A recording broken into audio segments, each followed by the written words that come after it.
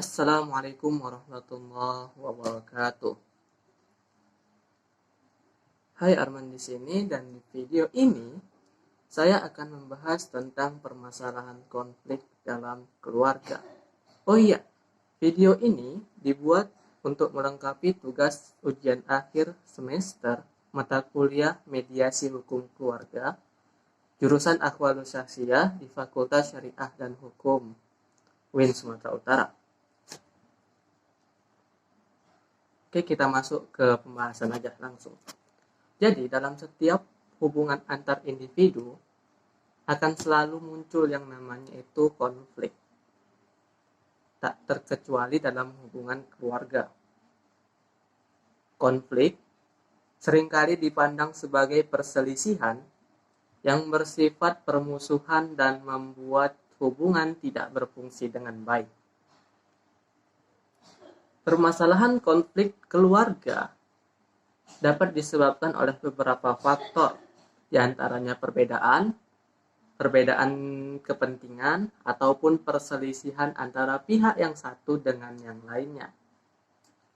Konflik keluarga dapat juga diartikan perselisihan, pertentangan, percekcokan yang terjadi antara suami dan istri maupun atau juga antara orang tua dengan anaknya.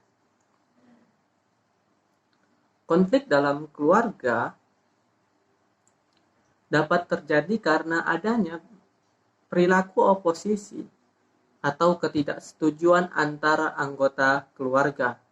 Hal ini dapat terjadi karena beberapa faktor.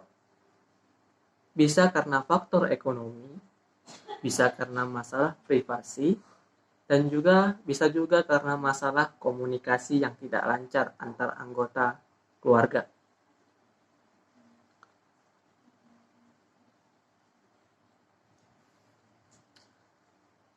Konflik mungkin akan menyebabkan munculnya emosi negatif seperti jengkel, marah, takut, atau yang lainnya. Tapi hasil akhir dari konflik itu dapat bersifat destruktif ataupun konstruktif. Ini tergantung pada strategi apa yang digunakan untuk menangani atau mengelola konflik itu sendiri. Kalau pengelolaan konflik itu baik, konflik malah dapat memperkokoh hubungan dan meningkatkan kepaduan dan rasa solidaritas antar anggota keluarga. Oke, kita bahas yang pertama dulu tentang masalah ekonomi. Di zaman sekarang, di mana materialisme sedang merajalela, masalah ekonomi sering menjadi momok bagi kehidupan rumah tangga seseorang, apalagi sekarang yang lagi masa krisis pandemi. Uang seringkali menjadi salah satu sumber pertengkaran bagi pasangan suami istri. Bahkan tak jarang rumah tangga yang dibangun bertahun-tahun, berpuluh-puluh tahun, dapat ambyar atau dapat berpisah hanya karena persoalan uang. Jadi kita nggak usah heran lagi kalau kita lihat pemberitaan di TV ataupun di internet tentang di mana suami yang membunuh istrinya karena istrinya banyak menuntut, ataupun yang sebaliknya. Tentang masalah ekonomi ini, ada dua jenis penyebab krisis keluarga. Yang pertama itu kemiskinan, dan yang kedua pola gaya hidup. Kemiskinan emang jelas berdampak dalam kehidupan sebuah keluarga. Misal, jika karena faktor kemiskinan yang menyebabkan terjadinya krisis keluarga, bagaimana mungkin jika terbatas dalam hal pendapatan lalu dapat mencukupi kebutuhan hidup suatu keluarga? Tetapi ini juga masih bersifat relatif, tergantung bagaimana memaknai kata cukup itu sebagai standar hidup yang layak. Jika kehidupan suatu keluarga di mana kondisi emosional antara suami dan istri tidak cukup dewasa dalam menyikapi persoalan itu, tentang kemiskinan itu, kehidupannya, maka akan timbul pertengkaran yang disebabkan karena faktor kemiskinan ekonomi itu tadi. Penyebab yang kedua yaitu karena pola gaya hidup.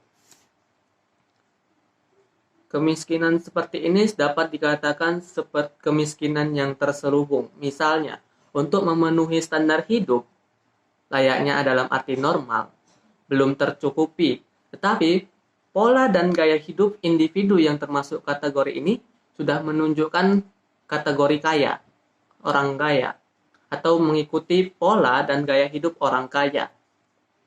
Ciri yang kedua ini bisa dikarenakan mindset atau kerangka pikir seseorang.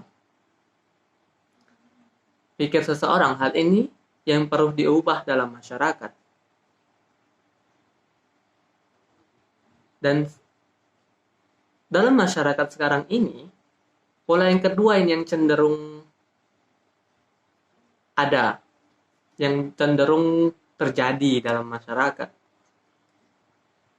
Ada beberapa faktor yang menyebabkan itu terjadi.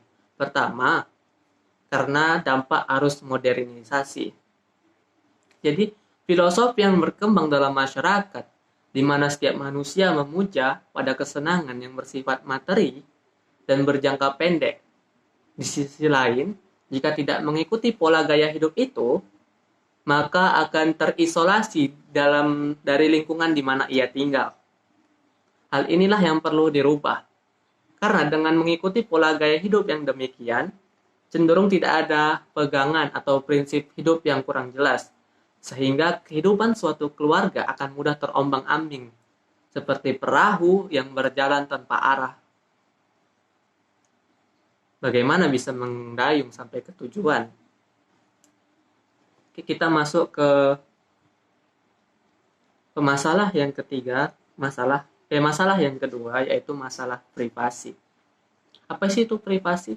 Privasi adalah suatu hal yang dimiliki seseorang yang disimpan secara pribadi sebagai rahasia untuk kenyamanan pribadinya. Hal ini berhubungan dengan tingkatan interaksi atau kita kenal dengan kata keterbukaan. Jadi dalam suatu hubungan itu, sebenarnya privasi dengan rahasia itu berbeda. Kalau rahasia itu, keadaan di mana seseorang sengaja menyembunyikan sesuatu. Biasanya hal ini dilakukan karena takut ada dampak negatif jika ia membaginya dengan orang lain. Misalnya, kalau kita ada rahasia nih, kalau dia tahu, nanti dia marah. Nah, itu dia. Sedangkan privasi adalah kondisi saat seseorang menginginkan bebas dari pengamatan atau gangguan orang lain. Jadi perlu diingat perbedaannya antara rahasia dan privasi. Perbedaan mendasarnya yaitu sejauh mana informasi atau kondisi mempengaruhi hubungan jika diketahui satu sama lain. Sebagai contoh, si suami merasa bahwa gadget adalah privasi yang tak boleh diganggu-gugat. Hanya suamilah yang boleh mengutak-atik gadget tersebut. Tapi ketika si istri membuka gadget tanpa sepengetahuan, tentu si suami akan marah. Tapi marahnya di sini bukan karena ada rahasia di situ, tapi karena privasinya yang dilanggar. Bukan karena ada pesan, foto, chat, WA yang takut diketahui oleh si istrinya. Jadi, kalau si suami marah karena ada hal yang nggak boleh ditengok istrinya di HP-nya, berarti si suami itu menyimpan sebuah rahasia, bukan privasi. Jadi dengan adanya privasi akan menumbuhkan kepercayaan dan rasa saling menghormati. Jika pasangan saling percaya satu sama lain dan tidak turut ikut campur dalam privasi serta batasan masing-masing, maka akan tercipta sebuah kerjasama yang baik dalam sebuah hubungan. Dan menjaga privasi ialah salah satu cara yang paling penting dalam regulasi diri dan memperbaiki kualitas diri. Menghormati privasi dan batasan yang diciptakan oleh pasangan juga merupakan cara untuk memberi kesempatan dan keleluasaan bagi pasangan untuk mengembangkan kemampuan diri dan kemandiriannya. Oke, kita masuk yang ketiga, masalah komunikasi yang tidak lancar. Komunikasi sangat membantu manusia, khususnya dalam anggota keluarga, untuk saling berinteraksi serta dapat saling mengutarakan maksud dan bertukar pendapat. Tanpa adanya komunikasi yang baik antar anggota keluarga, maka akan terjadi kesalahpahaman dan dapat menyebabkan kurang harmonisnya suatu hubungan keluarga. Jadi, apabila pasangan sudah memiliki masalah keluarga sebelum menikah, maka kemungkinan besar masalah komunikasi itu akan semakin besar ketika sudah menikah.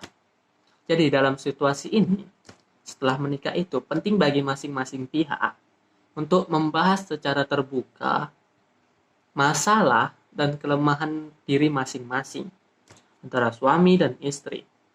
Antara suami dan istri harus memiliki komunikasi yang baik dan lancar agar dapat memahami satu sama lain. Jadi, kurangnya komunikasi antara suami istri itu dapat membuat mereka tidak dapat bertukar pikiran. Jadi kalau nggak bisa bertukar pikiran, ada masalah, itu bukannya makin masalah itu terselesaikan, maka masalah itu makin besar lagi. Karena komunikasi itu tidak lancar. Nah ini, karena kesalahpaham bertukar pikiran. Kurangnya komunikasi dapat menyebabkan suami istri membuat mereka tidak dapat bertukar pikiran, kemudian tidak dapat memahami dan mengerti peran masing-masing. Jadi kesalahpahaman itu akan terjadi bila komunikasi tidak berjalan dengan baik dan lancar. Jadi dapat menimbulkan konflik dalam rumah tangga yang muncul karena berbagai masalah. Dalam buku Fikih Munakahat karya Pak Armia, situ beliau mengatakan bahwa sebenarnya masalah ekonomi dalam suatu keluarga itu bukan merupakan masalah yang sebenarnya. Jadi masalah sebenarnya itu lebih kepada komunikasi antara suami dan istri. Jadi apabila komunikasinya baik antara suami dan istri, maka akan menambal atau gimana ya kalau ngomongnya tuh, menambal bisa kayak menutupi atau menyelesaikan masalah yang itu. Misalnya masalah ekonomi tadi, kalau misalnya bisa dirembukkan baik-baik, itu masalahnya pasti akan terselesaikan. Makanya pentingnya komunikasi antar pasangan itu sangat penting sekali. Oke, sekian dulu video dari saya. Lebih dan kurang saya mohon maaf, dan kalau misalnya masih macet-macet atau apa, mohon dimaklumi. Terima kasih atas perhatiannya. Lebih dan kurang saya mohon maaf. Jangan lupa like, subscribe, dan komen di bawah ya. Assalamualaikum warahmatullahi wabarakatuh.